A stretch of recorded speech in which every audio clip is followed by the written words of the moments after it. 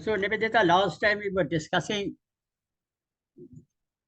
we covered the assassination of Indira Gandhi.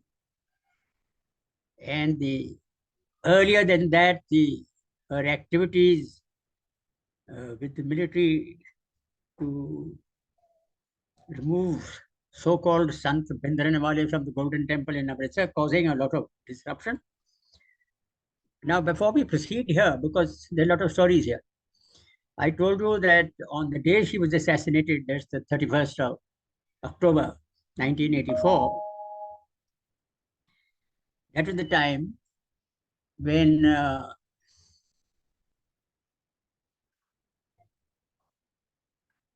lot of problems arose amongst the Sikh community.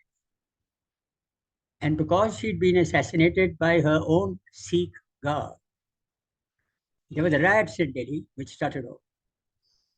Now, one has to examine this question of riots. How do riots start off so suddenly? Because she died on the 31st, I think it was reasonably quiet on the 1st of November. And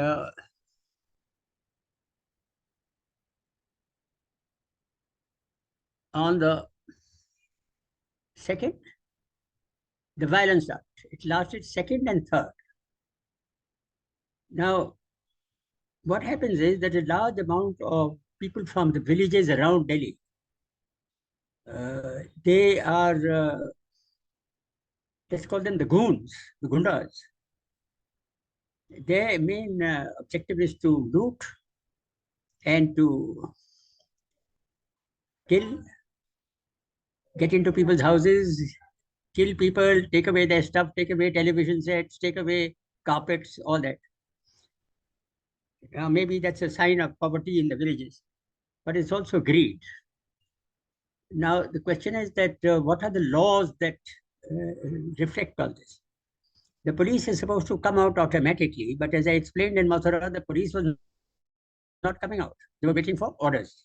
Why should a police SSP or a deputy commissioner wait for orders when there's a breakdown of law and order? So it's a interesting point to consider. I took over one call, as you said, as I told you, on the very day that she was assassinated. I was in Mathura by the afternoon of the 31st. And I had those problems I spoke about in Mathura when some Sardarji sweet shop owner started distributing ladoos to everybody. That when we got rid of the nasty woman and now we are going to be friends amongst the Hindus and Sikhs. With the result, they burnt his shop, they burnt him and started killing all the Sardars in Mathura town, which is cheek by jowl with my corps headquarters in Mathura. And so they all came running to my signals regiment. And I explained to you that we gave succor to these people who came into our unit. And we carried out the drill that anybody crosses a white tape which we lay 40 yards ahead, we're going to shoot. And we shoot to hit, we don't shoot to miss, like the police. They hit in the lower part of the body. Then you recollect that I told the, I asked my number 2, my chief of staff was General Roderick, to say, to ring up the deputy commissioner and the SSP to get on with the business of getting the police out and controlling the rabid crowds. And they wouldn't move, waiting for orders. So I gave instructions to Roderick to ring them both up and say, we've got a platoon ready for each of you. We're going to arrest you, put you in handcuffs and walk you down in public to my quarter guard at the corps headquarters and place you under custody for not acting, in which they were forced to act. The moment the police came out and officially saw, the riots started coming down. I had run up General Samana, who was my boss a few days earlier at the Military Operations Directorate, to say this. He told me, look, if you are taking action like this, it's all very well ringing me up, but please place it in writing, exactly what you saw and why you made the decisions that you made. So I wrote out a signal like that, and I sent him this signal. which reached the army chief within a matter of hours. He raised it to Ministry of Defense, and Ministry of Defense raised it to the Home Ministry within the same day itself. Meanwhile, I sent a copy of this to the Central Army Commander, who's a Lieutenant General in Lucknow. I told you earlier that he was a Lieutenant General Bhupinder Singh from the Gunners, and I knew him because he's a Sardar also. But he's the elder brother of a very close friend of mine who was with me in RIMC from the age of 11 onwards, and we got commissioned together. We both joined the Armored Corps, and he had retired as a brigadier. This was his elder brother. I knew the family. And so I rang up General Bhupinder and I said, this is what's happening, and I'm taking action. And Mr. N.D. Tawari was the chief minister of UP. So General Bhupinder went and explained what's happening to N.D. Tawari, and that's it. So by the time the deputy commissioner and the SSP started complaining about me and my unseemly activities against the civil administration, they had already been informed by the military. So in fact, their report came to Home Ministry in Delhi almost 2 days after my complaints had come. And in my complaint, I had said that within immediate effect, I want the deputy commissioner and the SSP to be removed from here. They're unfit for their job. And I'm very happy to tell you that the Ministry of Home acted, and so did the UP government. And these two gentlemen were removed. New chaps came in who I think were younger and more concerned with carrying out their duties rather than sitting back waiting for orders. Now, I had a vast command, as I told you earlier, right from Bay of Bengal, that's Gopalpur on sea and Ranchi in the east, to Jammu and Kashmir in the west. So I had troops all over these places. And therefore, Kanpur, Lucknow, Allahabad, all these places came under my jurisdiction. So I found that riots had started off in Kanpur. I'm told you were there also. You told me last time. And these riots started off there, and people were hunting the Sikhs and killing them.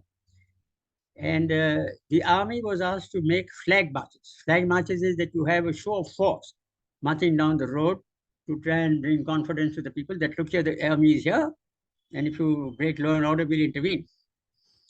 But the problem with the flag marches, depending on how the army conducts it at that level. So my wife's younger sister, Suniti, married to a gentleman called Vinod Sondhi. He was an ICICI engineer. They were living in Kanpur in the house of a Sardarji. They had hired the upper floor, and the Sardarji was living in the lower floor. They were very good friends. So this rabid crowd came, and they found the Sardarji's house there, and they ransacked the place. He ran to the upper story, and they hid him under some bed, where his flat was ransacked completely, removing air conditioners, looting refrigerators and things like that, breaking open safes, etc. So my brother-in-law Vinod rang me up. He said, your army is marching on the road outside, and here I went to the young captain in charge. Said, look, my house is being looted. Why don't you do something? He said, sorry, sir, my orders are to march on the road. So I spoke to the brigadier, who happened to be from my brother's regiment, command regiment, Lakhera. It's the Brigadier Lakhera of the 4th Command, my brother's battalion. I knew him very well. I said, Lakhera, get off your backside and control this issue. You can't just show the flag and not act when something wrong is being done under your very nose. So he said, sir, I'm not very clear of these orders. I said, all right. I'll send you these orders in writing. I sent to all my commanders, all over the command of UP and Bihar and Orissa and Jammu and Kashmir, etc., that, according to the Criminal Procedure Code, that's the law laid down by the British, the military is not allowed to interfere in civilian affairs or breakdown of law and order. It's the job of the police. Only when the police cannot control it, then they have to get a magistrate who, in his wisdom or lack of it, is authorized to call out the local army to assist the police to control the crowds. Now, when this whole procedure laid down for that, it's from the British days. But the army is not permitted to come out without being called out by a magistrate. See, so the question that the civilians are raising is, how the hell is this military man interfering in affairs civil without being called out? So I had studied the Indian Penal Code very carefully, and I suggest you might do the same one of these days. I'm not recollecting the sections now, I knew them by heart. But these are the sections in the Indian Penal Code on the rights of private defense. The right of private defense, I think I explained to you earlier in one of our sessions, that if you are going down the road and you find a person called A threatening you with a rock or a stone in his hand that he's going to throw it, under the right of private defense, you're authorized by the law to defend yourself, even to the extent of killing that man. Second part of this section is that if you're walking along the road and you find a person called A raping a woman called C on the side of the road, it's enjoined on you as a citizen of India to intervene to prevent that crime, even to the extent of killing that man. Now, this is in the Indian Penal Code, and hence it's in the Army Military Acts also. Because the Army Act, which is a military separate for the Army, Navy, and Air Force, 3 acts, they are based on the Indian Penal Code, and they take the sections of for punishment or action from the Indian Penal Code. So I used to quote this. So I said, if the government lays down a criminal procedure code that the army can only come out when they are called, but law and order breaks down and the government is not taking action to save the public which is under stress, then under the right of private defense, I, as a citizen of India, has every right to intervene and interfere to prevent the crime. Of course, my motives must be clear and concise in case an inquiry takes place or in case a legal action is taken. I was quite confident of that. So I quoted this rights of private defense from Indian Penal Code, sent it to all my commanders, down up to Lieutenant Colonel level commanding units, to say that if I find anyone not following this, then I will take disciplinary action against him. With the result, I think, at least in the areas where my corps was involved, we managed to control the riots within a day or two. Now, as far as Delhi is concerned, that came also under my duty. And you recollect last time I told you that when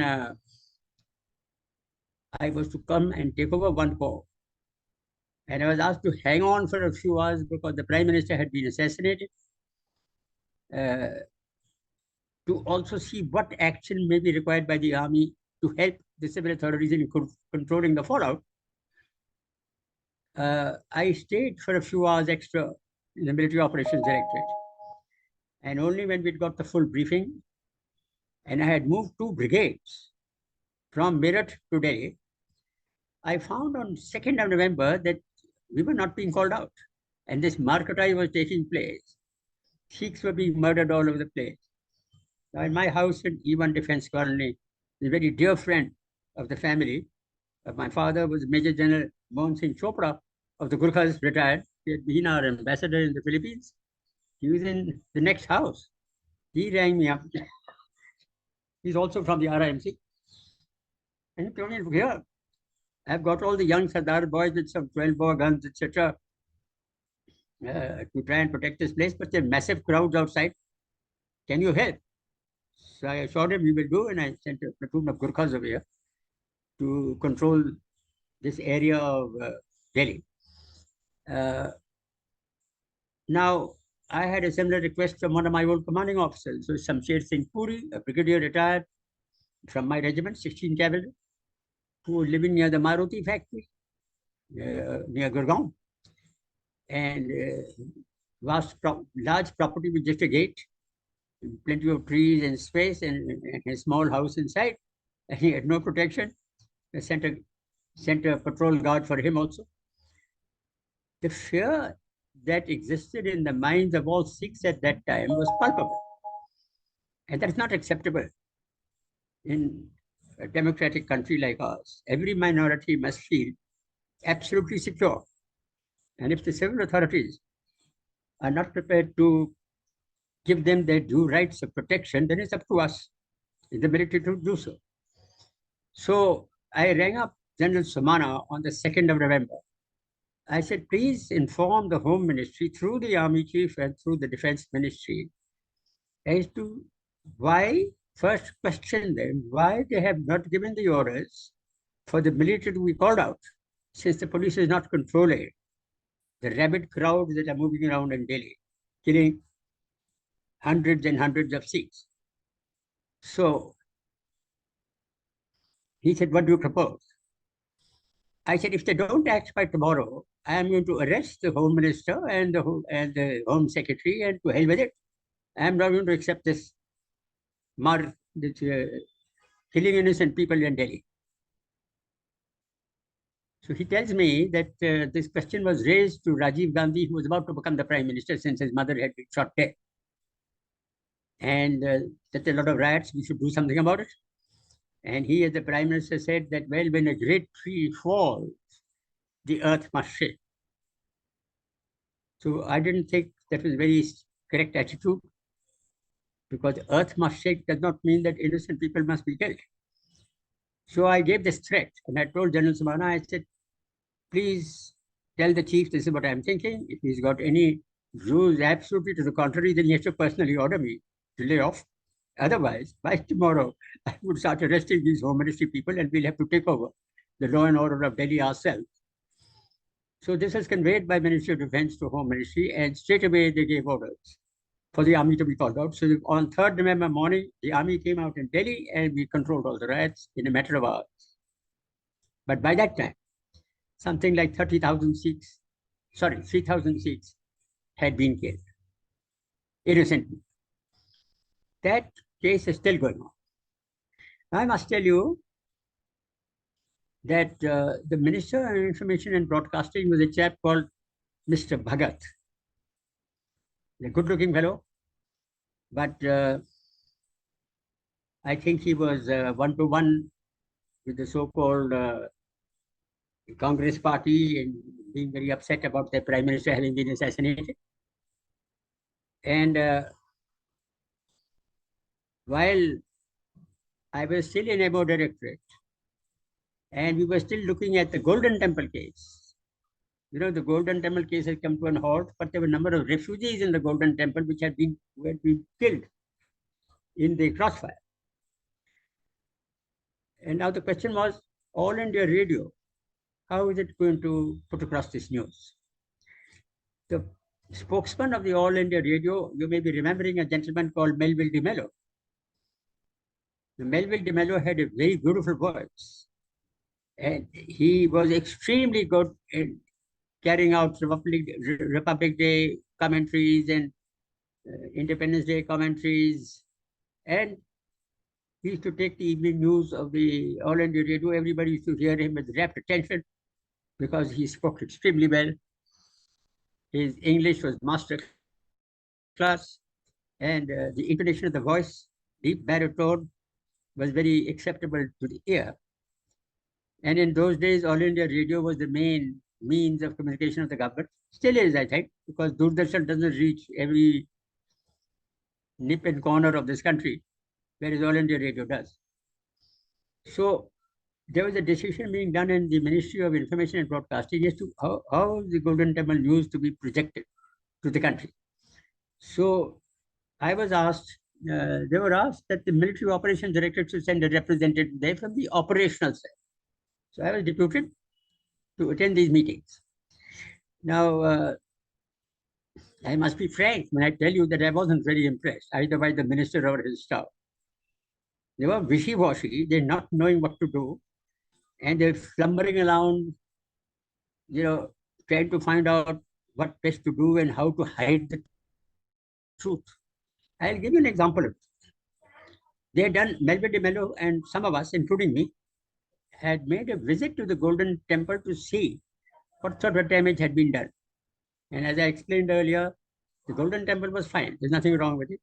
But the Akal Takht, which was being defended by Bhindranawale and his sacked Major General Shabek Singh had been destroyed in fairly good measure. So we saw that.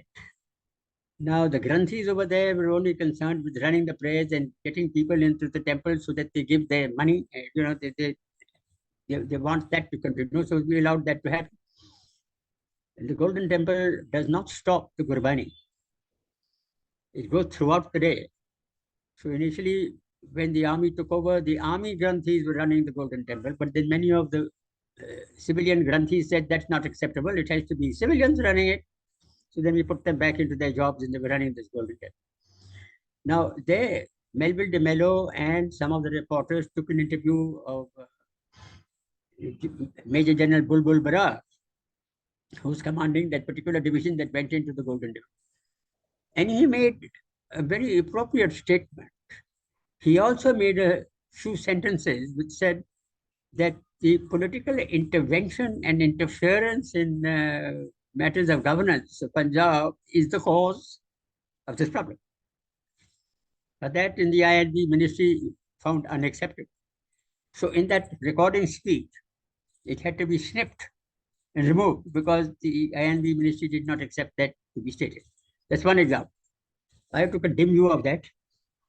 At that time, of course, Indira Gandhi was the prime minister and her son, Rajiv Gandhi, was being groomed to take over the mantle because Sanjay Gandhi, his younger brother, who was groomed earlier, had died in an air crash.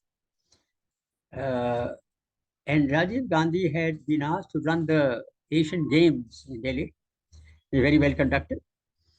And to help him in doing that, she had got a man called Arun Singh from the corporate sector in Calcutta to help. So Arun Singh was deputed by Rajiv Gandhi to be in on this committee.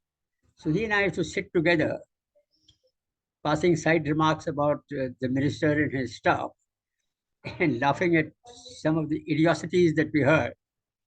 And with the result, I became very friendly with Arun Singh. Later, he became the RRM, the Raja Raksha Mantri. It's a delight to work with that man because he had come in from the corporate sector.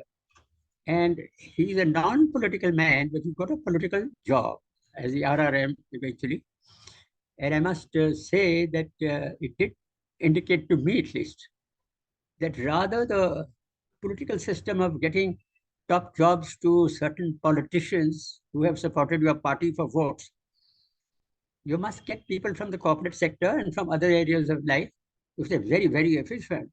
And they can run a ministry as well, if not better, than many of the people that you find in government. There's just a view for you.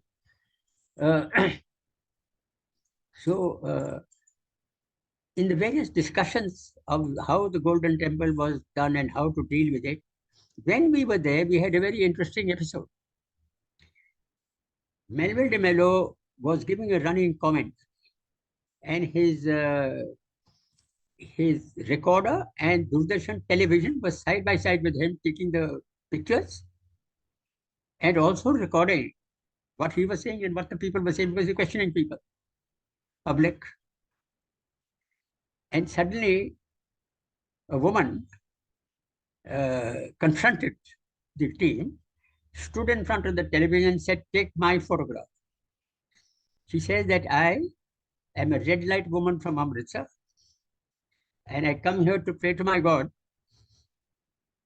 And when I was doing that, this criminal Bhindranawale and his men captured me, and they kept me inside this temple for the last 3 weeks, using me as they please, against my wishes, and without even paying me. So it's not a question of payment, it's a question of my desire. And if I don't want to service these idiots, I cannot be forced. So take my picture and let the whole country know what I feel. So both Arun Singh and I suggested to the Minister of Information and Broadcasting, that is Bhagat, this clip must come there because the whole of Amritsar knows this story. And the question was, does government of India's radio system, All India Radio, do they tell the truth or do they tell lies? It's all propaganda.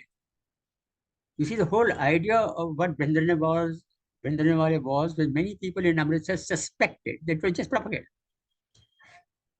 and that the military had gone into, under Indira Gandhi's orders, into the Golden Temple just for the heck of removing the Akali government. And that in fact he was not a bad guy. So we all know that he is a terrible guy. So the question of authenticity of reporting was vital, and we suggested it must continue. But they decided not to include this trip. And they just made some wishy-washy statement about it and never included it. This lady, meanwhile, went around all over the town in Amritsar to say, this is my story. Let every public hear it, what that bastard Bhindranwale and his men did to me. And he is no saint. And yet the government of India is hiding it. So the confidence in the reportage by Doordarshan and All India Radio was questioned by many people in Amritsar. Even when I visited over there, they said, just tell lies. See. So here again, that when something wrong has been done politically, the government, and at that time at least, I don't think it is there now, but in those days, try and cover it up by more lies. How much lies do you have to tell to cover a big lie? So there are a number of lessons that come here. In the matter of governance, all of us, including you and me, no matter what job we are doing, we are responsible for the correct democratic conduct of not only our leaders, but our people in our country. And it's our right to say so and act in case it is not being done the way it ought to be done. So you can't expect governmental agencies to do things under breaking the law and get away with it. It's a very important thing to learn because, of course, Indira Gandhi had been a great military leader, and I have the utmost respect for her for that. In the 1971 war type of victory, that even Ashoka the Great is the only other person comparable. So much for that. But as a prime minister and as a governance in the country, there were a lot of faults here. And that is not an acceptable conduct. That means there has to be a little confidence among the people that your political leaders are reasonably truthful and correct in their conduct according to the law. Then things will function. Otherwise, they will not. So these are the lessons we had learned during the Amritsar conflict. Now, the fallout of this in the army was also there. It was predicted by us in the MO Directorate, and it came to pass. That the Sikh community became very restive. I told you that the whole battalion revolted from Firozpur and they were trying to march to the Golden Temple to fight for it. And we managed to head them off by a brigadier in a helicopter. I told you this story. And he flew their leaders over the Golden Temple in such a manner that they wouldn't see the Akal Takht. They saw the Golden Temple pristine and pure in the middle of the sun, and they were quite happy and they went away. Then the second was the revolt in the Sikh regimental center in Danapur in Bihar, and they killed a number of people. They killed a brigadier, the commander, stole weapons from their court, and they're coming to the succor of the Golden Temple to fight to the last man for that. And we had to head them off. We had a problem with the air chief, with Dilbag Singh at that time. He refused that for the AROP flight to fly so that we could know where these guys are. Eventually, we got the Prime Minister to force him to change that order. And we headed them off. Here, I must compliment the press because you know what happened is that the chief was away on tour somewhere. And my head of the military operations, Samana, had gone with him. So I was managing the military operations directorate at the time, being the senior most general there. And I got a call from the editor, I think, of the Indian Express or the Times of India or somewhere to say that, are you in charge in the military operation director? And I said, yes. He said, then what the hell are you chaps doing? Because those chaps from Danapur and such village and such village in UP, and they've killed 3 people and they captured a few civil trucks and they're marching armed to the teeth towards Amritsar. What are you guys doing? So I said, that's very interesting. How do you know this? He said, because our reporters are. I said, then I'll be very happy because I don't have the information. I've got the troops to head them all. Can you keep continuing to inform me? He said, yes. And they got in touch amongst all the editors who sort of every few hours were ringing me up of the detailed movement of these people because their report in various villages of UP knew exactly where these guys were going through, coming through village roads, not through main roads. And we were able to head them off and stop them and turn them back or take them into custody and then take them back to Danapur because when there's a mob of people, military or otherwise, you have to grab the leadership. The mob, the mob has got no ideas what it's doing. It just follows some joker who's shouting away at the back. You capture that, take all these people back to their place so that each man can be checked and those who have broken the law will be dealt with. Otherwise, everybody goes back to their various units. So there's some of the experiences one had had. So naturally, I was a very angry man personally. And I got hold of a corps. It's one of the largest corps of the Indian Army. A lot of very well disciplined troops. And I said, anybody crosses the path of law and order, I'm going to bash him. That's it. Civilian or no civilian or whoever. Now, we had another problem in Mathura. My wife joined me. We had to get Nandita married. And then luck would have it. The guy she selected to get married is a Shaven Sardar, you see. So I said, fine, that's fine. And if both people agree, I'll get them married. So I landed up in Mathura, and my headquarters told me, if you want to run a wedding, you run it in Mathura. I said, no, the wedding will be done in Delhi, in my house, in Defense Colony, because all my children got married there. So I'll come back on a few days leave and get them married then here. Shruti, my wife, came here, got the place organized.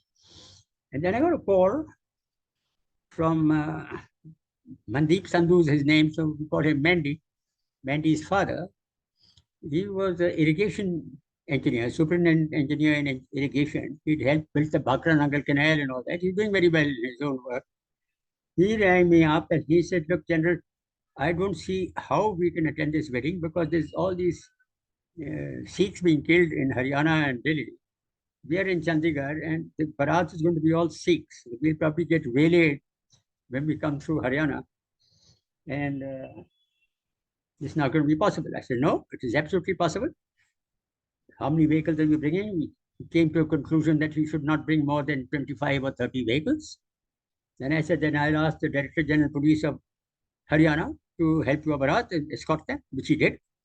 And he was a Jat from Haryana. And I knew him from before. So he said, don't worry, General, we'll protect these guys. And outside Delhi, I had a platoon of Gurkhas waiting for them. And my orders are very clear. Anybody interferes to kill Sikhs will be shot dead. So that's it. And everybody knew that I meant what I said. So they didn't even attempt to do anything. They came here and we put them in a house, the Bharat. And on the 18th of November, that's hardly 3 weeks after the death of the Prime Minister, this is the first Hindu-Sikh wedding. And because it is the first Hindu-Sikh wedding, since the Sikhs were very upset with what had happened in the Golden Temple and the way the Prime Minister had functioned and so many Sikhs being killed in Delhi, every man wanted to come to attend this wedding. People whom I knew remotely as an acquaintance, they just landed up. So we had a huge wedding here. It took us a little time to cater for everybody. Thanks to the Defense Colony Market and others, we managed to feed them and give them a drink. And this wedding lasted 2 days. There was the first day, there was a milni, Hindu style, outside the house. Next morning, there was an Anand College Sikh style in my garden.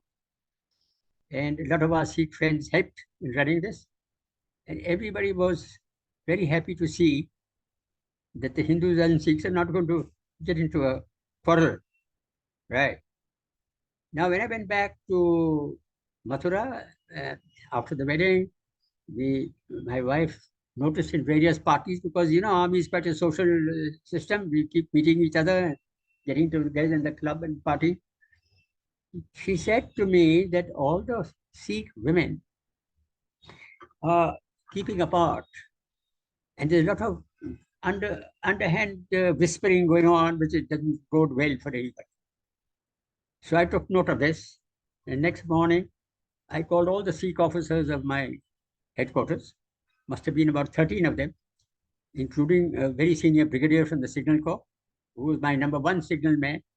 And I put them round the table around me. I said, "Now look, certain things happened politically in the Golden Temple. And yes, many things were incorrect.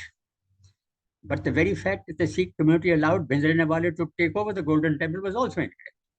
And the fact that you call him a sant is also incorrect in total life. He's not a sant, he's a criminal. Now, whatever happened, happened.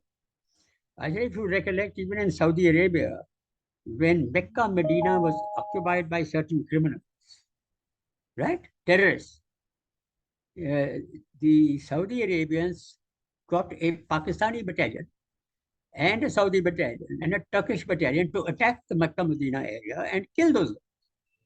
So I said, if a holy place is occupied by terrorists and by criminals, we are not going to stand back. I said, whether it's a Hindu temple or a Christian church, or whether it's a Gurdwara, or what the heck it is, if it is law and order breaking down, we'll enter and we'll play hell with them and out for them. So I said, please understand that. Now I said, your wives are difficult people because they're all complaining that you husbands are not fighting for the rights of the Sikhs. If that be so, either you resign your commission now.